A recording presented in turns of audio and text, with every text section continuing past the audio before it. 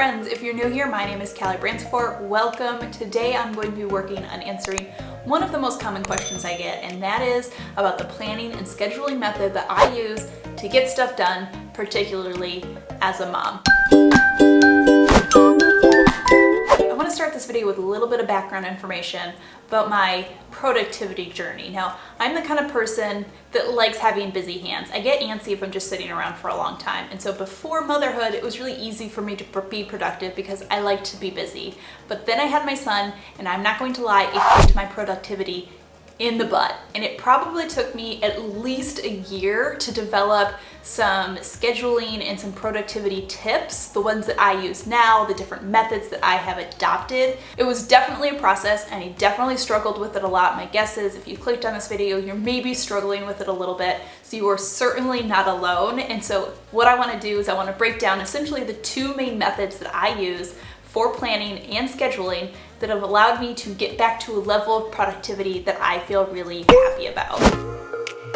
So in general, I use two basic methods to get stuff done. The first one is what I call the master running list, and what this does is it allows me to make sure that nothing is falling through the cracks, nothing gets forgotten, but more importantly, it's what helps me tackle that feeling of overwhelm when you're like, I have so much to do and I have no idea how I'm ever going to get it done.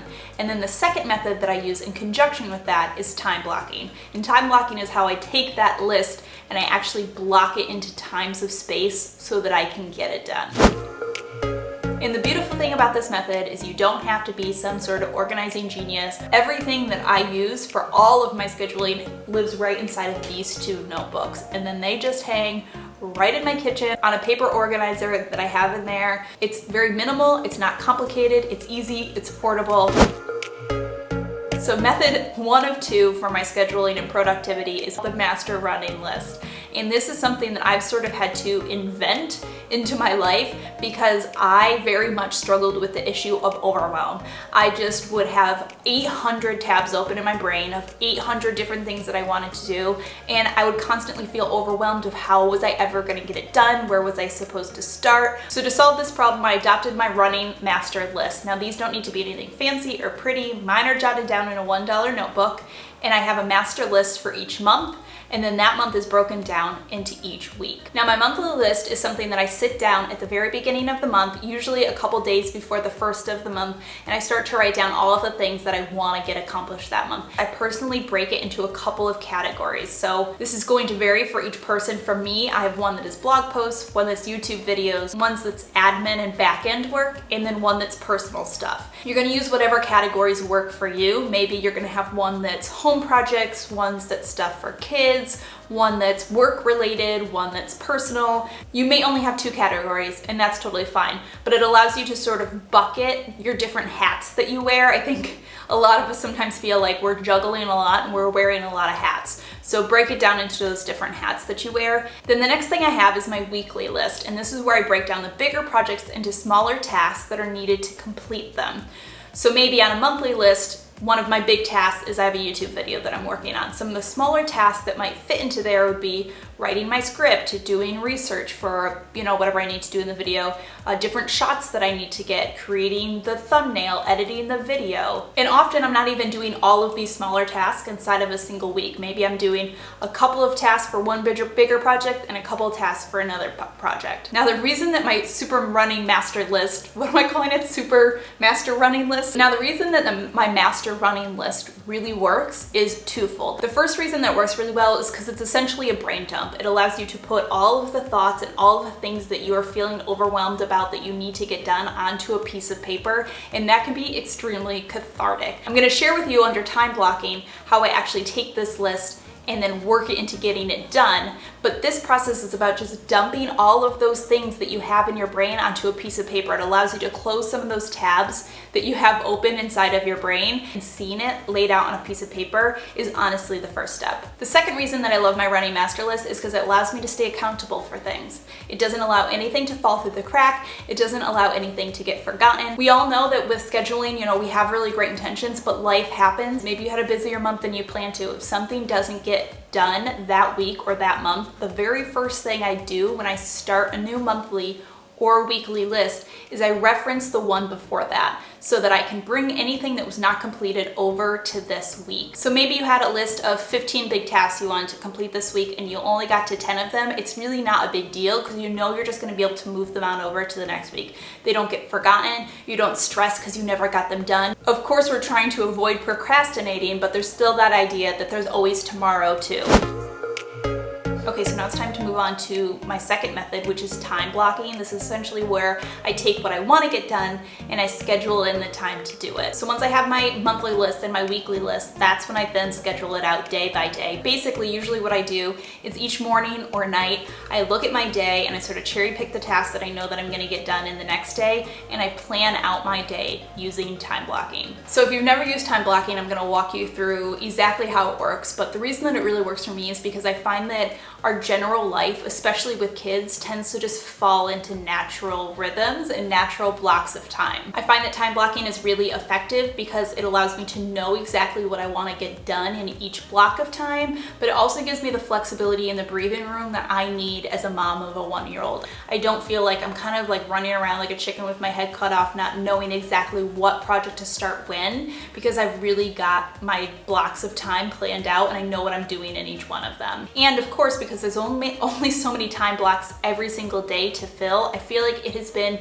hugely helpful for me personally in prioritizing my list. Like I said, I was one of those people that would get really overwhelmed when I would look at my list. I wouldn't always know where to start. And by only having so many blocks of time and each block of time dedicated to different types of tasks, it allowed me to really get good at prioritizing what it was I wanted to get done now and what things could wait until tomorrow or next week. Okay, so how does time blocking actually work and actually look?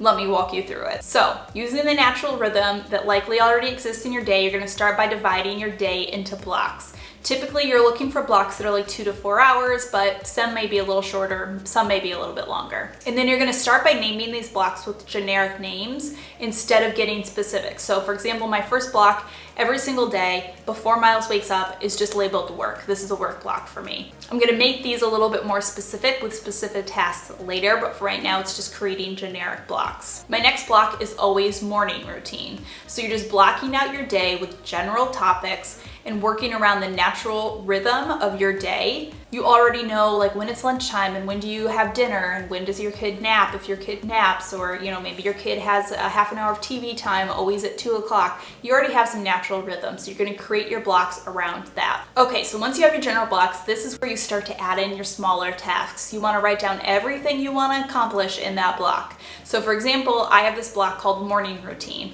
and inside of that block every day is have breakfast, empty the dishwasher, get me dressed, get Miles dressed. It's not to say like 8 o'clock we have breakfast, 8:30 we get dressed, 8:45 we empty the dishwasher. It's just that between 7:30 and 9:30, these are the handful of things that we need to get done. And then you want to be blocking similar things like tasks together. So for me, my first block of every morning, like I said, is a work block. So this is when I'm going to be doing work tasks. Maybe I'm responding to emails, I'm editing a video, I'm writing a blog post. I'm doing all tasks that pretty much require me to be sitting down at my laptop. The next 2 blocks of my day are more like home personal blocks. This is when I would get things done like laundry or, like dusting the top of the cabinets or whatever. The basic idea I'm trying to say is you want to block together similar tasks because you don't want your brain to be switching between all of the millions of tabs. So if you have a 3-hour block and you have a handful of things in one category and a handful of things in another category, split that into 2 blocks.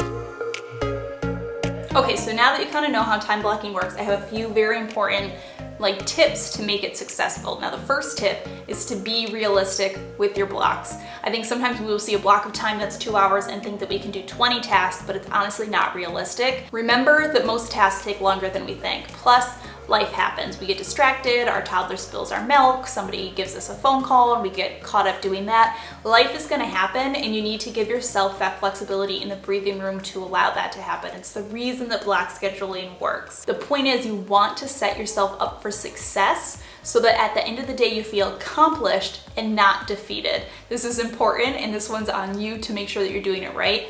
Don't overextend yourself. Be realistic with your time blocks and what you can get done in each one. Tip number 2, especially helpful if you are momming it while you're trying to do this, is to put your most important tasks in distraction-free blocks. So for me, all of my work related stuff needs to happen usually when my son is not around. So these are morning blocks before he wakes up, nap time blocks, or blocks after he's gone to bed. Okay, third tip, and a question that people probably are sort of wondering is like where to do this. Obviously I've been showing you my schedule. I do all mine in these two notebooks. So I use pen and paper, and what I like about this is it's portable. So I literally can be sitting on the sofa, I can be writing down my schedule or my like monthly list for that month, and I can sort of take it with me. And then usually throughout the day, this notebook sits open on this table, which is essentially like in our great room. So it's always at a quick place where I can see it. I can always reference it. You could go for something hanging on the wall, like a weekly whiteboard calendar, but personally I don't find that quite as effective. I find the pen and paper to work really, really well, like I said, because it's portable and I can take it around with me. Another note is I do not like to do any of my scheduling on my phone. I don't use apps for this because phones are extremely distracting, and I don't want to open up my phone to see what I need to do and then get distracted by notifications or something else along those lines. Okay, the last thing I want to do is jump into a bunch of FAQs that I got directly from you guys. I'm going to write them all down because there were a lot of them into an entire blog post, but I want to touch on the most common ones that I got in this video, since it may be questions that you still might be wondering when you're like, okay, how do I make this happen? Okay, first question is, what do you do and how do you reschedule when something doesn't go according to the plan? Essentially when the day goes off schedule. So in my opinion, the best method here, and the reason that time blocking works really well, is just say like, okay, this block is a wash, start fresh on the next block. Or if it's like a really big something that happened, start fresh tomorrow. Whatever you need to do is start fresh 2 blocks from here. Life happens and it's gonna happen, and we don't wanna get stressed about it. And this is the reason that also having the master running list is really great, because whatever was supposed to happen in those blocks, you still have them over on your master list, and when you make tomorrow's time block or the next day's time block, you'll be able to make sure you still get those things done. Okay, so the next question said, my baby is 2 months old and always needs to be on me, and I literally cannot get anything done. And I got this version of this question from like a million different moms who are like, you know, I have a newborn, my kid is 6 months old, like I can't get anything done, I'm always watching this kid, like how do I do it? I told you guys my sort of productivity journey at the beginning of this video, so I totally get it, and I was there. Motherhood kicked my productivity in the butt. So let me just promise you that your schedule will return. I know things feel a little bit upside down right now, but your schedule will return. That being said, I also understand that you sometimes still like want to get some stuff done, and you're like, Callie, that's fine, I love my newborn, but like I please need to have clean laundry. So I have a couple little steps that hopefully will help. The first one sounds a little funny, but I'm not being funny at all, and that is just lower your standards. You can't get as much done as you used to, or maybe even as you thought that you'd be able to. Honestly, pick 1 or maybe 2 tasks a day that you want to get done that day. Again, like I said before, it's about being realistic so that you don't feel defeated at the end of the day. Instead, you feel accomplished. So you say like, the one thing that you're going to do today is those 2 loads of laundry, and you're going to get them cleaned and you're going to get them put away. That's what you're doing today. 2, if you don't already use baby wearing is like game changing. It's the only way I ever got anything done. So if you're not using that already, I will link my 2 favorite baby carriers down below. And my third tip is ask for help. I know this seems really cliche, but personally, I am the worst person in the entire world at asking for help, and I've been getting a lot better, but I still struggle with it. One thing that helped me a lot in the newborn phase is when my husband and I decided that 2 or 3 nights a week, when he got out of work, he would take our newborn son, and I would have like an hour or 2 hours for whatever I wanted to do, whether it was work, shower, take a nap, do the laundry, like whatever it was that I wanted to do. And it was a sacrifice because I was losing a couple nights a week that was family time, but it was necessary to happen. And what's really important is you want to schedule those days in. They need to be in your time blocks. It's not you just tell your husband like, hey, a couple nights a week, will you take the kid? It's like, you're like, is it Thursday and Tuesday? Okay, great, I'm writing it into the schedule.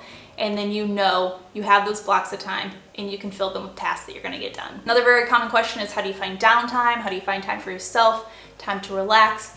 And honestly, you block it in, you find a time block. It seems sort of silly. You're gonna write like relax down into a time block, but that's literally what I do. I will literally write a block of time that says family time or like relaxation or like do nothing, whatever.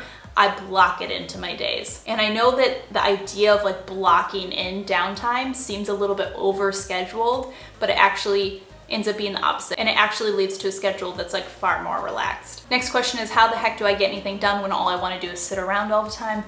I get it. Don't think that I have not been bit by the just want to sit around all the time bug, because I totally have. But I've learned one very important lesson, and that is that a body in motion stays in motion. So when I'm sitting around and I'm feeling lazy and I don't want to get up, I force myself to get up and do one task. I say, okay, I'm going to get up and do this one thing. And I find that usually 90% or more of the time that doing that one task gives me a little bit of momentum, and it gets me moving, and it gets me wanting to do the rest of the tasks. And for the other 10% of the time, oh well, your body needed a break. It's telling you need to sit down. Take the tasks from that time block and put them in tomorrow. Okay, like I said, there's a lot more FAQs. Some of them are a little bit more specific, so I'm going to answer all of them in a big, huge blog post. Some of the other questions that I answer include things like, how do you get anything done if your baby won't take any naps? How do you get any housework done with kids running around? Do you use chore days and then off days? So I'm answering all of those questions and how it relates to my scheduling in that blog post that I will link down below. That does it as just like an overview of these sort of scheduling method that I use. Obviously, you know, everybody's like personal situation is different, and you know, this exact method may not work perfectly for you, but using hopefully some of these like general thoughts and guidelines, you can adopt some of this stuff and make it work in a way for you that fits your lifestyle and your family. If you have any more questions or anything I missed, let me know in the comments down below. I will try to get back to you. As always, thank you so much for stopping by and watching this video. I hope that you're having a fantastic day, and I will see you all in my next video.